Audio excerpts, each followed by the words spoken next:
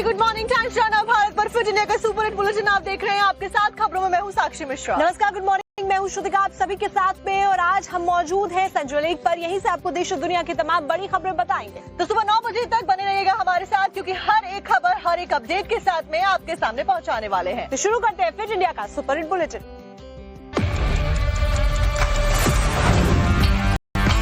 के बाद एक बार फिर से आपका स्वागत है फिट इंडिया का सुपर हिट बुलेटिन आप देख रहे हैं। बात करेंगे बिहार में हुए चुनावों की, जहां पर राज्यसभा चुनावों में एनडीए ने बम्पर जीत हासिल की है। 11 सीटों पर हुए चुनाव में 9 एनडीए ने जीत ली है। तो आपको बता दें कि बम्पर जीत इसलिए भी है क्योंकि अगर हरियाणा की बात की जाए तो एक सीट कांग्रेस पार्टी और एक सीट भारतीय जनता पार्टी को मिली है।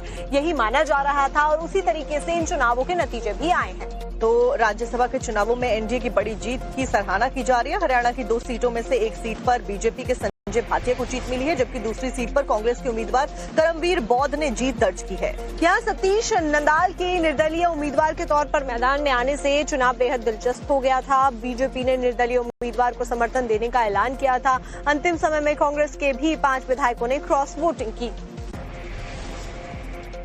तीसरा कैंडिडेट करके इन्होंने वोट चोरी का पूरा प्रयास किया, लेकिन हमारे विधायकों ने उसको असफल कर दिया। कितने वोटों का अंतर रहा है? साहब कितने वोट? वो तो मैंने अंदर देखा नहीं, लेकिन जीत हमारी हुई है। बस देखिए, एक वोट से इंडिपेंडेंट जो प्रत्याशी थे सतीश नंदल जी, एक वोट से मात्र हार हुई है। कांग्रेस के लगभग 9 वोट इंडिपेंडेंट प्रत्याशी की तरफ गए हैं। और इतना ज्यादा मैंने कहा है कि कांग्रेस को अपने विधायकों के ऊपर विश्वास नहीं है। 4 वोट कैंसिल हुए हैं, 5 वोट कांग्रेस के क्रॉस हुए हैं, 25% कांग्रेस के विधायक ट्रांसफर हो गए हैं। बिहार में राज्यसभा चुनावों में भारतीय जनता पार्टी को बम्पर जीत मिली है और ऐसे में जो 5 सीटें थी उसमें भारतीय जनता पार्टी और जेडीयू ने जीत दर्ज की है। वहीं अगर ओडिशा की बात की जाए तो बीजेपी के खाते में 2 सीटें आती हुई नजर आई, जहां पर कांग्रेस की एक विधायक ने बीजेपी के समर्थन में वोट किया। आइए आपको रिपोर्ट में दिखाते हैं। बिहार में राज्यसभा चुनाव की पूरी लड़ाई तो 5वीं सीट को लेकर थी। उस सीट पर भी एनडीए ने बाजी मार ली और बिहार में नेता विपक्ष तेजस्वी यादव के सियासी मंसूबे पर पानी फिर गया। आरजेडी नेता ने अपने उम्मीदवार को राज्यसभा भेजने के लिए जो पूरा सियासी गणित बिठाया था, उसमें तेजस्वी फिर से नाकाम हो गए। चुनाव जीतने के लिए एआईएमआईएम को साथ लाए, फिर भी हार का सिलसिला नहीं थमा। लेकिन अपनी पार्टी के 1 और कांग्रेस के 3 विधायकों के वोट ना करने से तेजस्वी की रिजॉर्ट पॉलिटिक्स फेल हो गई और उनके पार्टी कैंडिडेट का राज्यसभा जाने का सपना ही रह गया है। वहीं राज्यसभा चुनाव में मिली जीत से गदगद बीजेपी ने इसे पीएम मोदी के विकास की जीत बता दी। इस जीत को पूरी बधाई एनडीए के नेतृत्व को, माननीय प्रधानमंत्री जी को, माननीय मुख्यमंत्री जी को, जिनके नेतृत्व में पूरा एनडीए ने जहां देश भर में प्रचंड जीत पाई है, वहीं बिहार में भी पूरे विपक्ष का सुपड़ा साफ किया है। बात अगर ओडिशा की करें तो यहां पर बीजेपी ने बाजी मारी। ओडिशा के मुख्यमंत्री मोहन चरण मांझी ने अपने असेंबली चैम्बर में नए चुने गए राज्यसभा सदस्यों मनमोहन सामल और सुजीत कुमार को बधाई दी। कांग्रेस ने जिस क्रॉस वोटिंग के डर से विधायकों पर पहरा बैठा दिया था, उसका कोई फायदा पार्टी को नहीं हुआ और जब वोटिंग की बारी आई तो कांग्रेस की महिला विधायक सोफिया फिरदौस ने बीजेपी उम्मीदवार के समर्थन में वोट दे दिया और इसकी वजह भी बताई। राज्यसभा कैंडिडेट को सपोर्ट दे रहे हैं करके उसका भी कंसेंट की, उसका परामर्श भी हम एमएलए लोगों से नहीं लिया गया था। जो जनता दल शुरू से उसका स्टैंड पूरा क्लियर किया है, वो बीजेपी को हर तरफ समर्थन दिया है। बीजेपी का ही बी टीम था वो। बता दें कि हरियाणा, बिहार और ओडिशा की 11 राज्यसभा सीटों पर सोमवार को चुनाव हुए। इनमें 9 सीटों पर एनडीए ने जीत दर्ज की, जबकि कांग्रेस और बीजू जनता दल ने एक-एक सीट पर जीत हासिल की।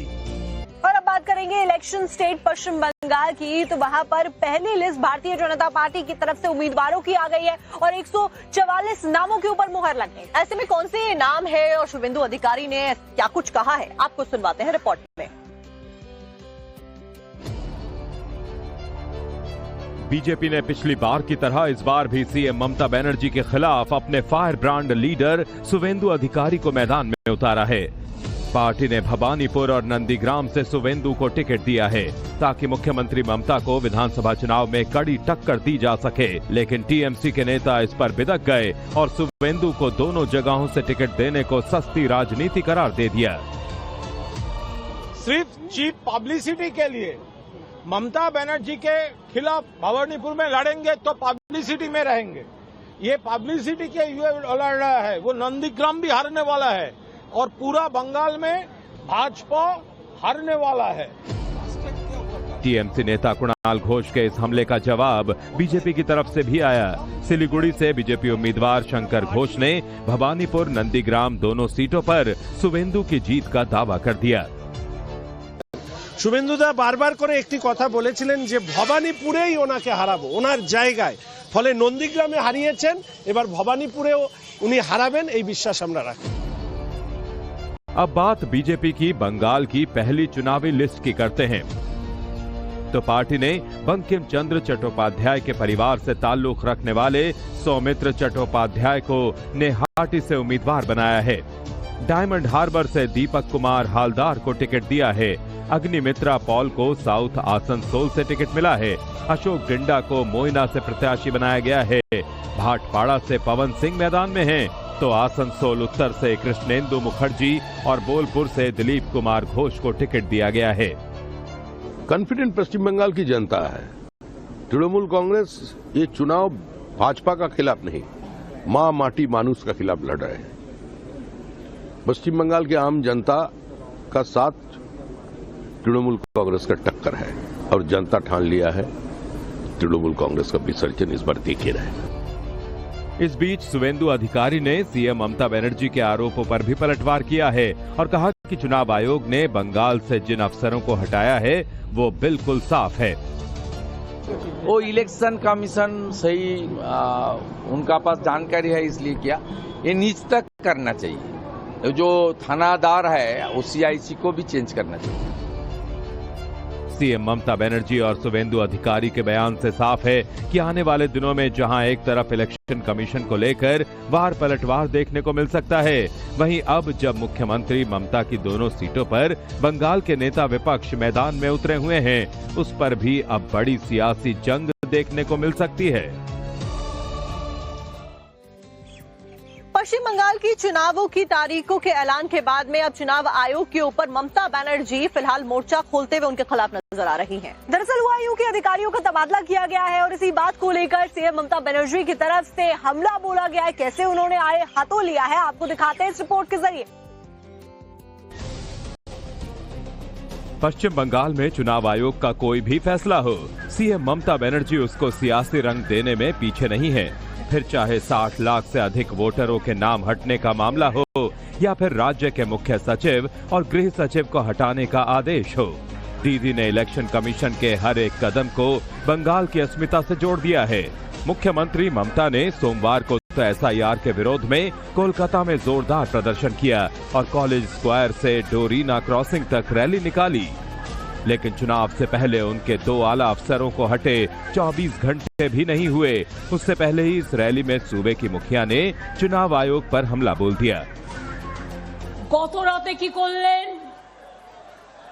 রাত্রির 1টায় আমি মেসেজ পেলাম, মধ্যরাতে কখনো শুনেছেন একটা স্বাভাবিক দল কাউকে কাজে লাগিয়ে छुपा रुस्तमेर मतो बिहाइंड द सीन मध्यराते गुप्त तांडव करछे। चीफ सेक्रेटरी बांगाली महिला, ओरा एंटी उइमेन।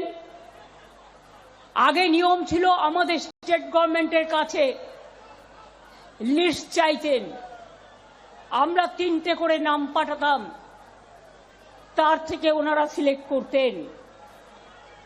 এই সুমোটো যেন মগের মুলুক, যেন দিল্লি का लड्डू।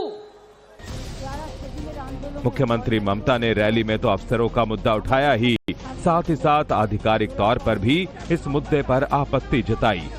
इसको लेकर सीएम ममता ने chief election commissioner Gyanesh Kumar को खत तक लिख दिया, जिसमें उन्होंने राज्य सरकार के सीनियर अधिकारियों को हटाने पर सवाल खड़े किए और इसे इलेक्शन कमीशन पर एक तरफा फैसला करने का आरोप लगा दिया। मुख्यमंत्री ममता बनर्जी यहीं पर नहीं रुकी और आगे बढ़ते हुए उन्होंने प्रधानमंत्री नरेंद्र मोदी पर भी हमला किया।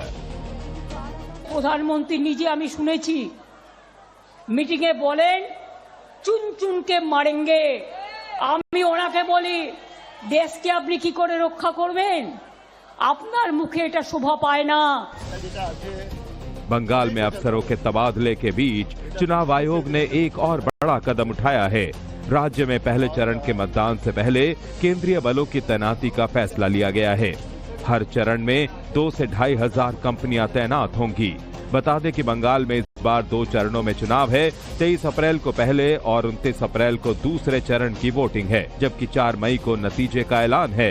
ऐसे में राज्य में हिंसा मुक्त चुनाव कराने के लिए इलेक्शन कमीशन ने भी कमर कस ली है।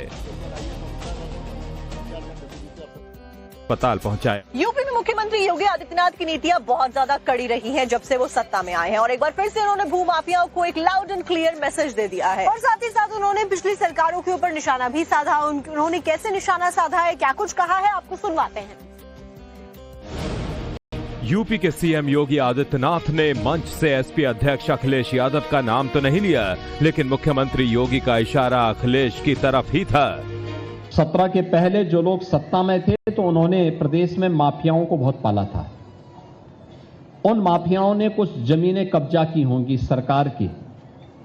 उन जमीनों को कब्जे से मुक्त कराते हुए, बहुत खाली हुई हैं लेकिन कुछ और अगर बची हैं उसको भी खाली करवाइए, और बाकी गरीब जिनके पास अपनी जमीन नहीं है उनके लिए ऊपर हाई राइज बिल्डिंग बनवाइए और वहां पर उनको भी आवास की सुविधा देने की आवश्यकता है, गरीबों को भी मिले।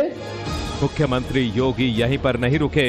उन्होंने भूमाफियाओं को सख्त संदेश भी दिया और कहा कि माफियाओं की जो भी बची खुची प्रॉपर्टी है उसको भी बख्शा नहीं जाएगा।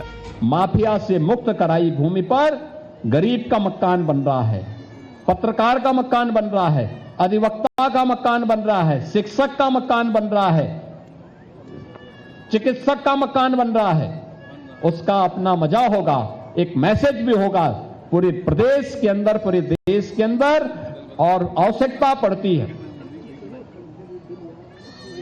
तो माफिया की प्रॉपर्टी को ही जब्त करके उसी को इस रूप में आगे बढ़ाने की भी आवश्यकता की दिशा में हमें आगे बढ़ जाना चाहिए, क्योंकि जिन्होंने शोषण किया है उस शोषण को ब्याज सहित अब वापस करने का इस समय आ गया है। बता दें कि राजधानी लखनऊ में एक कार्यक्रम का आयोजन किया गया था जिसमें सीएम योगी आदित्यनाथ शामिल हुए थे। उन्होंने प्रधानमंत्री आवास योजना शहरी 2.0 के तहत 90,000 लाभार्थियों के बैंक खातों में प्रथम किस्त की अनुदान राशि डायरेक्ट ट्रांसफर की, जिसके बाद उन्होंने एसपी चीफ पर हमला बोल दिया। और अब आपको महाराष्ट्र लेकर चलते हैं, जहां से एक बड़ी खबर सामने आ रही है। यहाँ पर फडणवीस सरकार ने फ्रीडम फॉर रिलीजन बिल को पास करा दिया है। ऐसे में फिलहाल इस बिल के पास होने के बाद में विपक्ष कैसे हंगामा कर रहा है और इसे मजहबी रंग दे रहा है, आपको दिखाते हैं पूरी खबर। महाराष्ट्र विधानसभा में सोमवार का दिन काफी ऐतिहासिक रहा। सदन में जो फ्रीडम ऑफ रिलीजन बिल लाया गया था उसे चर्चा के बाद ध्वनि मत से पारित कर दिया गया, क्योंकि जब वोटिंग की बारी आई तब विपक्ष का कोई भी विधायक सदन में मौजूद नहीं था। लेकिन विधानसभा के बाहर कांग्रेस ने राज्य सरकार की मंशा पर सवाल खड़े कर दिए। धर्म परिवर्तन करना है तो 60 दिन के पहले उसको नोटिस देना पड़ेगा और फिर उसको 60 दिन के बाद उसको कोई भी धर्म परिवर्तन कर सकता है। तो मुझे लगता है कि ये व्यक्ति स्वतंत्र के लिए व्यक्ति स्वातंत्र के ऊपर ही प्रॉब्लम खड़ा करना चाहती है सरकार और किसी धर्म को टारगेट करने का इनकी कोशिश है। जिस फ्रीडम ऑफ रिलीजन बिल पर विपक्ष ने हाय तौबा मचा रखी है। आखिरकार उस बिल में है क्या, उसकी आपको पूरी जानकारी बता देते हैं। नए कानून के मुताबिक यदि किसी व्यक्ति को शादी के बहाने या धोखे से धर्म परिवर्तन के लिए मजबूर किया जाता है तो दोषी को 7 साल तक की जेल और 1 लाख रुपए तक का जुर्माना हो सकता है। यदि धर्मांतरण का मामला नाबालिग, महिला, मानसिक रूप से अस्वस्थ व्यक्ति या अनुसूचित जाति या जनजाति के व्यक्ति से जुड़ा है तो ऐसे मामलों में 7 साल तक की जेल और 5 लाख रुपए तक का जुर्माना लग सकता है। सामूहिक धर्मांतरण में 7 साल तक की जेल और 5 लाख रुपए तक जुर्माने का प्रावधान है। वहीं यदि कोई व्यक्ति बार बार ऐसे अपराध में शामिल पाया जाता है तो उसे 10 साल तक की जेल हो सकती है। विधेयक में ये भी प्रावधान किया गया है कि यदि कोई व्यक्ति धर्म परिवर्तन करना चाहता है तो उसे जिला मजिस्ट्रेट को 60 दिन पहले सूचना देनी होगी। अब जब ये बिल विधानसभा से पारित हो गया तो उसके बाद ये बिल विधान परिषद में पेश किया जाएगा। इस बिल पर चर्चा के दौरान विधानसभा में सीएम फडणवीस ने साफ कहा है कि कानून किसी विशेष धर्म के खिलाफ नहीं है। उन्होंने कहा कि इसका उद्देश्य केवल ऐसे धर्मांतरण को रोकना है जो बल, धोखे या लालच के जरिए कराए जाते हैं। अब आपको खबर दिखाते हैं गुना से, जहां पर मध्य प्रदेश के गुना में जो साइकिल वितरण का कार्यक्रम था वो रखा गया था। दिव्यांगजनों को साइकिल वितरित की गई, लेकिन इनमें से एक दिव्यांगजन ने जब साइकिल को चलाया तो कुछ ही दूर जाने के बाद में ये साइकिल टूट जाती है। यानी कि साइकिल की जो गुणवत्ता थी वो बेहद ही खराब थी कि वो पहली इस्तेमाल में ही टूट जाती है और इससे भ्रष्टाचार की पोल खुल जाती है। मध्य प्रदेश के गुना में भ्रष्टाचार का एक अजब मामला सामने आया है। सामाजिक न्याय विभाग द्वारा केंद्रीय मंत्री ज्योतिरादित्य सिंधिया से दिव्यांगों को ऐसी ट्राईसाइकिल वितरित करा दी गई जो महज 500 मीटर चलने के बाद ही टूट गई। केंद्रीय मंत्री ज्योतिरादित्य सिंधिया जिले के 4 दिवसीय दौरे पर थे। इसी दौरान कई दिव्यांगों ने उनसे ट्राईसाइकिल दिलाने की गुहार लगाई थी। सोमवार को सर्किट हाउस में ट्राईसाइकिल का वितरण किया गया। खुद केंद्रीय मंत्री ने दिव्यांगों को माला पहनाकर उन्हें ट्राईसाइकिल सौंपी। इसी बीच दिव्यांग राम रतन ओझा भी ट्राईसाइकिल की उम्मीद लेकर वहां पहुंचे और सिंधिया ने उन्हें भी ट्राईसाइकिल सौंप दी। लेकिन सर्किट हाउस से निकलते ही महज 500 मीटर की दूरी पर ट्राईसाइकिल का पहिया रिम से ही टेढ़ा होकर बाहर निकल आया। बीच सड़क पर बेबस बुजुर्ग काफी देर तक परेशान होते रहे। मामला तूल पकड़ने के बाद विभाग के अधिकारी अपनी गर्दन बचाने के लिए बहाने बनाने लगे। हालांकि अधिकारी अब इसे बदलने की बात कह रहे हैं, लेकिन सवाल यह है कि अगर बुजुर्ग बीच सड़क पर हादसे का शिकार हो जाता तो इसकी जिम्मेदारी कौन लेता। खबर अब आपको बताते हैं ग्रेटर नोएडा के सूरजपुर से, जहां पर वकीलों की तरफ से हंगामा देखने को मिला है। अब वकीलों ने हंगामा क्यों किया और फिर पुलिस ने उन्हें परिसर से बाहर क्यों किया, आपको पूरी डिटेल्स दिखाते हैं।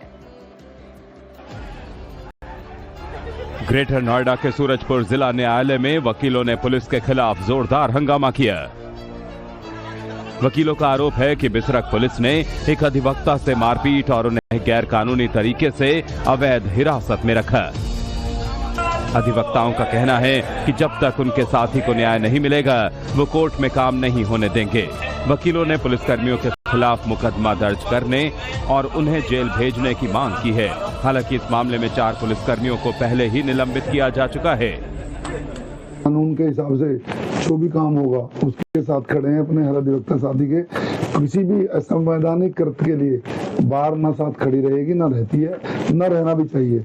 हम बिल्कुल अपने एक अधिवक्ता के साथ मजबूती के साथ खड़े हैं। दरअसल पुलिस फरीद अहमद के भाई को पकड़ने गई थी, लेकिन गलती से अधिवक्ता फरीद को उठाकर थाने ले आई थी। वकीलों के इस हंगामे की वजह से पूरा दिन अदालत के कामकाज में दिक्कतें आईं, लोग परेशान दिखे। मिडिल ईस्ट में छिड़ी जंग की वजह से एलपीजी का संकट गहरा गया है। वहीं भारत की अगर बात की जाए और पश्चिमी एशिया पूर्ण रूप से अगर उसकी बात की जाए तो बढ़ती कीमतें और सिलेंडर की किल्लत की वजह से लोग परेशान हैं। लंबी लंबी जो लाइनें हैं वो अभी भी देखने को मिल रही हैं। लेकिन इस बीच सबसे ज्यादा जो डिमांड बढ़ रही है वो है मिट्टी के चूल्हों की। अगर जयपुर की बात की जाए तो वहाँ डिमांड भी बढ़ी है और लोग मिट्टी के चूल्हों की तरफ आते हुए नजर आ रहे हैं। एक रिपोर्ट हमारे संवाददाता लक्ष्मी ने भेजी है, आपको भी दिखाते हैं। गैस सिलेंडर की बढ़ती कीमतों और सप्लाई की समस्या के बीच मिट्टी का पारंपरिक चूल्हा फिर से लोगों के काम आने लगा है। गांव में तो पहले से ही इसका इस्तेमाल होता था, लेकिन अब शहरों में भी लोग इसे अपनाने लगे हैं। जयपुर में गैस संकट के बीच मिट्टी के चूल्हों की मांग बढ़ चुकी है। लोग अब पारंपरिक मिट्टी के चूल्हों की ओर वापस लौट रहे हैं। बाजार में 400 से 500 रुपए में मिट्टी के चूल्हे मिल रहे हैं और साथ में मिल रही है गौशालाओं से भी सस्ते में गोकाष्ठा, जिससे चूल्हा जल रहा है।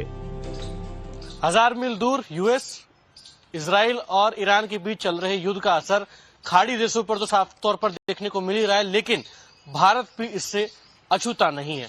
लिहाजा बढ़ते गैस संकट के बीच अब वैकल्पिक ऊर्जा और पर्यावरण अनुकूल संसाधनों का विकल्प तेजी से बढ़ता जा रहा है। लिहाजा आप मेरे बाईं हाथ पर देख रहे हैं कि कैसे एक महिला साफ तौर पर मिट्टी और गोबर से चूल्हे का लेप कर रही है, जो कि प्राचीन समय में गांवों में देखने को मिलता था। लेकिन जिस प्रकार से गैस का संकट बढ़ रहा है, साफ तौर पर किफायती अंदाज में अगर देखें तो आने वाले समय में शहरों में भी लोग इन्हीं चूल्हे पर रोटियां पकाएंगे। लिहाजा इसीलिए ये जो चूल्हे हैं, इनका बेचान जो है वो आने वाले समय में बढ़ने वाला है, क्योंकि किफायती तो है ही, साथ ही चूल्हे पर बना खाना है वो साफ तौर पर स्वास्थ्य के लिए भी अनुकूल होता है। आप देखेंगे कि लाइन वाइज तमाम जो चूल्हे हैं और इनमें कोयले नहीं रखे हैं बल्कि गोकाष्ठ रखे हैं, क्योंकि गोकाष्ठ से जब खाना बनता है तो स्वादिष्ट होने के साथ साथ स्वास्थ्य के लिए भी ठीक है। रवि, ईंट और मिट्टी से बनने वाला ये चूल्हा कम खर्च में आसानी से तैयार हो जाता है और इसमें लकड़ी, गोकाष्ठा या उपलों से खाना पकाया जा सकता है। विशेषज्ञों का मानना है कि मिट्टी के चूल्हे पर पका भोजन स्वादिष्ट होने के साथ साथ सेहत के लिए भी फायदेमंद होता है। देखिए, आज से 30-40 साल पहले हर घर में चूल्हा होता था, तंदूर होता था, और जो आजकल आधुनिक बीमारियां हैं, ये बीमारियां नहीं होती थी। घर की महिलाएं चूल्हे पर रोटी बनाती थी, गोकाष्ठ पर खाना बनता था, और गोकाष्ठ के फायदे बहुत हैं। गोकाष्ठ से अंदर जो गाय का धुआं निकलता है, गाय के धुएं से हवा के अंदर जितना गंदा वायरस होता है, ये मैं नहीं कहता, ये मेडिकल साइंस कहती है, वो हवा के अंदर जो गंदा वायरस होता है वो खत्म होता है। दूसरा, रोटी स्वादिष्ट बनती है। तीसरा जो सबसे बड़ा फायदा है कि ये पैसा सारी का सारा गौशाला में जाता है और गौशाला आत्मनिर्भर होती है। चूल्हा बनाने के लिए पहले ऐसी जगह चुनी जाती है जहां धुआं आसानी से बाहर निकल सके। इसके बाद जमीन को समतल करके 4 से 6 ईंटों से आधार बनाया जाता है और फिर मिट्टी, गोबर और पानी का गाढ़ा मिश्रण लगाकर चूल्हे को आकार दिया जाता है। चूल्हा तैयार होने के बाद उसे 1 से 2 दिन तक सूखने के लिए छोड़ दिया जाता है। जब मिट्टी पूरी तरह सूख जाती है तब उसमें हल्की लकड़ी जलाकर पहली बार इस्तेमाल किया जाता है। धीरे धीरे ये चूल्हा और मजबूत हो जाता है और लंबे समय तक काम आता है। इस तरह चूल्हा बनाकर लोगों को रोजगार का नया अवसर भी मिल रहा है। अब हम ये कहते हैं संकट दुनिया पे आ गया, ये मान के चलो कि भारत में भी आएगा। देश के अंदर जो गैस और पेट्रोल की उत्पादन है वो मात्र 40% है, बाकी सारा विदेशों से आता है। तो इससे भारत भी आत्मनिर्भर होगा, हमारी महिलाओं को काम भी मिलेगा, रोजगार भी मिलेगा। देखिए, हमारी बहन जो चूल्हा बना रही है, इसको शाम को मजदूरी मिलेगी। अब वो चूल्हा बना रही है साथ में और ईश्वर का सिमरन भी करिए, क्योंकि उसके भाव है। मिट्टी के चूल्हे पर पका भोजन सेहत के लिए भी अच्छा माना जाता है। इसमें पका खाना स्वाद में अलग होता है और इसमें iron, calcium, phosphorus, potassium, zinc और मैग्नीशियम जैसे पोषक तत्व भी पाए जाते हैं। यही वजह है कि ग्रामीण इलाकों में मिट्टी के चूल्हे की उपयोगिता आज भी बनी हुई है और अब शहरों में भी लोग इसे फिर से अपनाने लगे हैं। बड़ी खबर आपको बता देते हैं, एलपीजी से लदा हुआ जो टैंकर था वो अब भारत पहुंच गया। तो ये दूसरा टैंकर है जो कि एलपीजी की खपत को पूरा करने के लिए स्टेट ऑफ हॉर्मुज पार करने के बाद में भारत में पहुंच चुका है। तो आपको बता दें कि वाडीनार पोर्ट के पास में नंदा देवी जहाज पहुंच गया है। हॉर्मुज पार करके भारत पहुंच गया है नंदा देवी। तस्वीरें भी सामने आई है। तो एक तरीके से भारतीय सरकार लगातार कूटनीति के जरिए तमाम प्रयास करते हुए जो जहाज हैं उनको स्टेट ऑफ हॉर्मुज से फिलहाल भारत में ला रही है। तो आपको बता दें कि बीते दिन शिवालिक पहुंचा था ये दूसरा जहाज नंदा देवी है, जो कि अब भारत पहुंच गया है। एलपीजी की एक भारी जो पूरी खेप है उसको लेकर ये दोनों जहाज भारत आए हैं।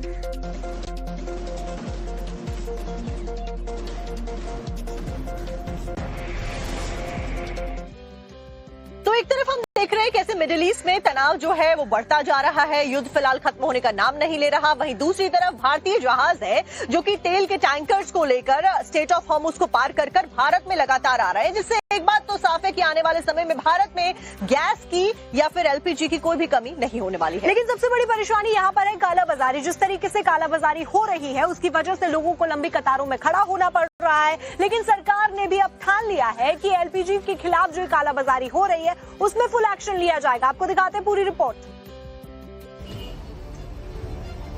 तस्वीर यूपी के हमीरपुर की है। यहाँ पर बीएसपी नेता रामफूल की गैस सिलेंडर एजेंसी पर बड़ी कार्रवाई हुई है।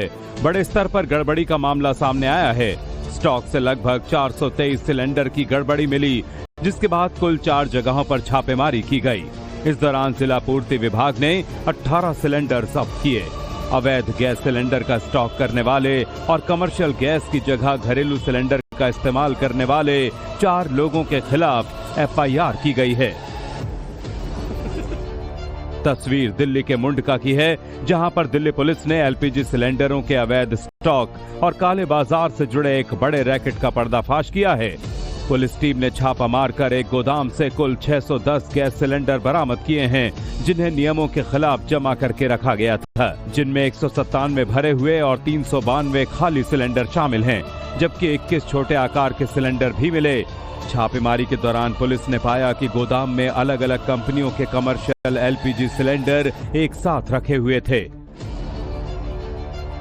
लखनऊ में गैस की कालाबाजारी करने वाले एसपी नेता सुरेंद्र उर्फ सोनू कन्नौजिया पर पुलिस ने एफआईआर दर्ज की है। पुलिस को एसपी नेता के ठिकाने से 88 सिलेंडर मिले थे। बीकानेर में घरेलू गैस के व्यावसायिक दुरुपयोग पर छापेमारी की गई है। घरेलू गैस सिलेंडर, रिफिलिंग मोटर और तोल कांटा बरामद हुआ है। कलेक्ट्रेट के एक स्टॉल से भी 8 सिलेंडर जब्त हुए हैं। देश में एक तरफ सिलेंडर की कालाबाजारी पर एक्शन हो रहा है, वहीं अंतर्राष्ट्रीय स्तर पर भारत की कूटनीतिक जीत भी हो रही है। होर्मुज स्ट्रेट से सिलेंडर से भरा जहाज शिवालिक मुद्रा पोर्ट पहुंच गया है।